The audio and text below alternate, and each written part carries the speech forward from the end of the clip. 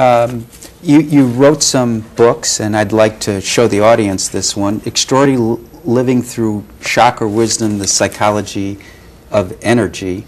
And how does this book and the information in this book relate to opening the sacred space?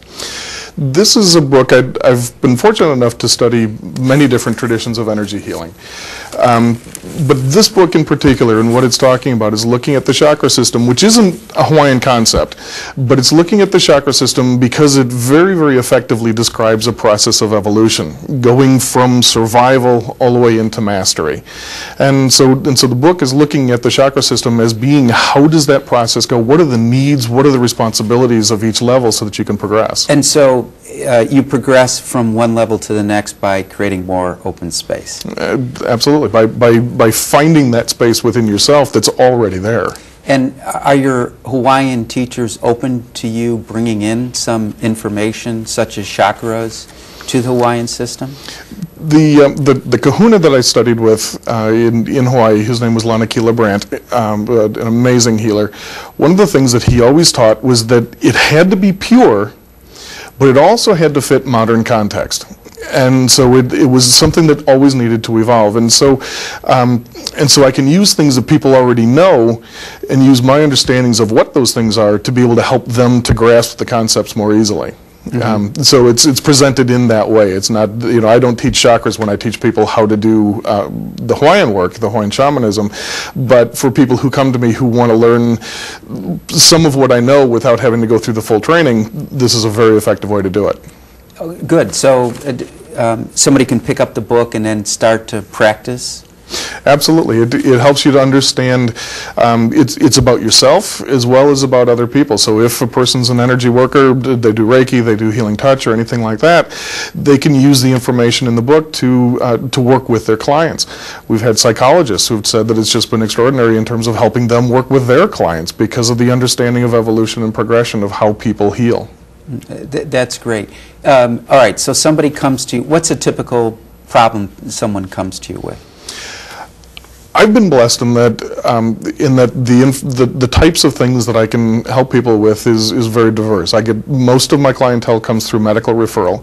I've been working with someone who has a problem with polymyalgia and rheumatoid arthritis, which is crippling. Okay, well, let's walk through the healing process with this client. Absolutely. So the first thing that we always do is sit down and have a conversation, because I need to understand where she is. One of the beliefs in Hawaii is that when you separate completely and cleanly.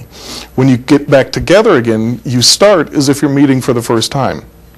So we meet because they are different. They've had different events over the last few days, and so we sit down and we talk about what's going on in their body. After we get an idea, I'll lay them down on a table and I'll do an assessment. I'll do a more or less healing diagnostic. And you're not touching the person?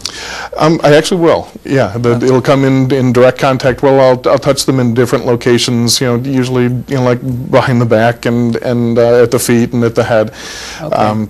And through listening to their body, then I can start to design an energy treatment for them. And then over the course of an hour, this assessment and the treatment is complete. And so when you're sitting with someone, your client has open space, is seeking open space, you need to stay open yourself. And then is there kind of like a third space between the two of you that needs to be open? What happens is when two complete universes come together, a third universe is always opened.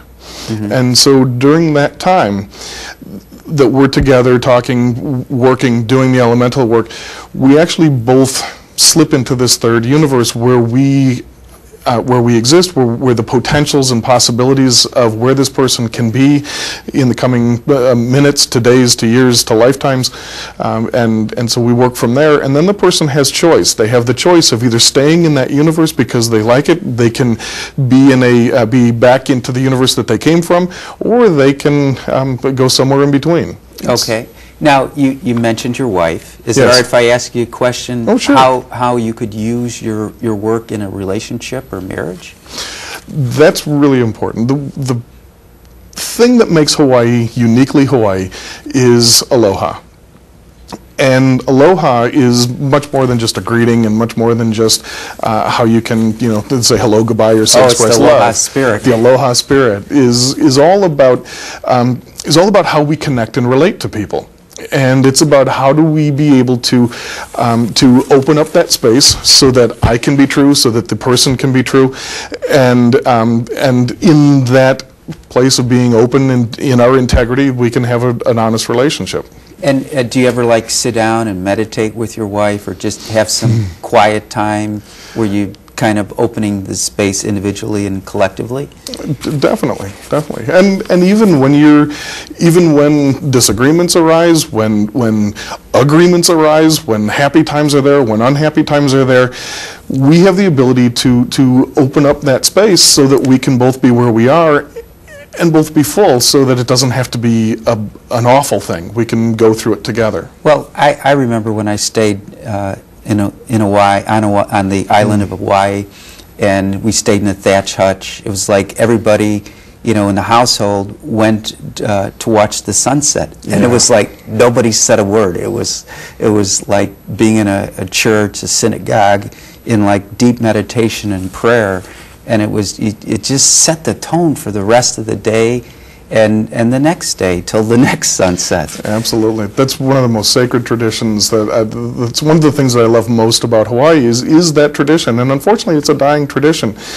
It used to be that you could be at a restaurant, a busy, high-end restaurant, everything would stop until sunset was complete, because it was a way of celebrating the day that was. Because if you celebrate it, that day's finished, and you open up the space for tomorrow. Well, and it's such an amazing sight to see, like, the sun just kind of drop into the ocean.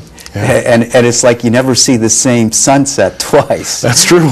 It was just remarkable. Any other traditions, Hawaiian traditions, you want to mention? There's many different ways that people work. There are, the sacred path in Hawaii is basically a priesthood. Some people go all the way and become a priest. Some people just use that for their own personal spirituality to figure out how they are in the world. But one of the things that they always look at is you don't just take something from nature. You always ask. If you're going to go hunting, you always ask for the animal to be there or for the fish to be there. If you're going to go and if you want to carve them, you go and you talk to the trees and say, all right, this is what the plan is. Who wants to be that drum? And so it's always an asking. It's a relationship between humanity and the heavens and nature. Well, I remember going to the volcano. It was like you're supposed to leave like an offering there. The volcano is a very, very powerful place, and one of the things that they ask is because the volcano is the home of the goddess Pele.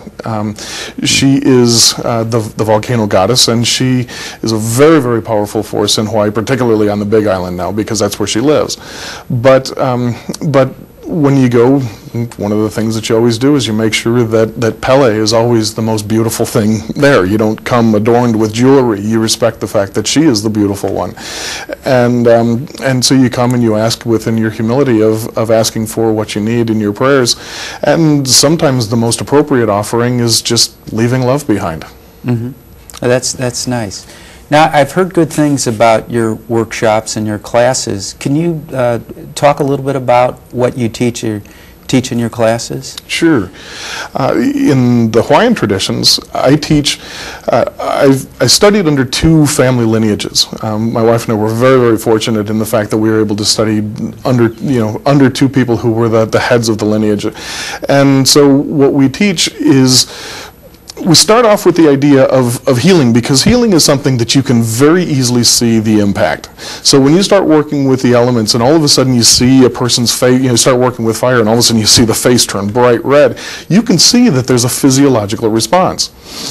Mm-hmm. But within the core of what all of this is about is the full spirituality of Hawaii, that you, by learning how to do the healing, you're also learning how to do the hula in many ways.